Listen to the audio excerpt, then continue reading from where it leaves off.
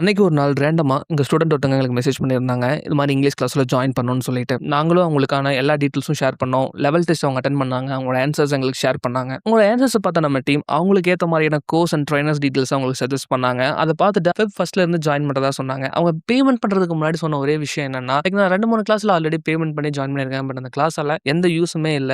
அதே மாரி இந்த கோர்ஸ் இருந்துறக்கூடாது அப்படிங்கிற ஒரு விஷயத்த மட்டும் தான் சொன்னாங்க. அத ரொம்ப சீரியஸா எடுத்துக்கிட்டோம் நாங்க. அதுக்கேத்த மாரி தான் அவங்களுக்கான சிலபஸ ரெடி பண்ணோம். அதுக்கேத்த மாரி தான் அவங்களுக்கான ட்ரெய்னரையும் அசைன் பண்ணோம். அந்த பேட்ச்ல ஜாயின் பண்ண எல்லாருமே இன்ட்ரஸ்டிங்கா கிளாஸ் அட்டெண்ட் பண்ணிட்டு இருந்தாங்க. பட் ஆனா இவங்க காட்டுன ரிசல்ட் அப்படிங்கிறது யுமங்கஸான ரிசல்ட். ஏன் அப்படி சொல்றேன் அப்படின்னா, இந்த வீடியோவ பார்த்தா உங்களுக்கே தெரியும். I went to the movie. I watched the Hotspot 2. That is good movie. I went to hotel. I had it. I came back to the home. I slept. சரி இன்னைக்கே எனக்கு ரொம்ப டிஃபரெண்ட் தெரியுது. இம்ப்ரூவ்மெண்ட் இருக்கு. உங்கள்ட்ட ஃப்ரீயா கொஞ்சம் பேசுற மாதிரி இருக்குங்க சார். போக போக அது டோல் அப்படியே வந்துருதுங்க சார். இன்னும் இம்ப்ரூவ் பண்ணிப்பேன் அப்படின்றது எனக்கு இந்த 3 டேலயே கொஞ்சம் நம்பிக்கை வந்துச்சு. இதே மாரி உங்களாலயும் ஃப்ளூயன்ட்டா இங்கிலீஷ் பேச முடியும். இப்பவே ஸ்க்ரீன்ல தெரியிற இந்த நம்பருக்கு ஹாய்ன்னு ஒரு மெசேஜ் அனுப்புங்க. இன்னைக்கே உங்களோட இங்கிலீஷ் ஸ்பீக்கிங் பிராக்டிஸ ஸ்டார்ட் பண்ணுங்க.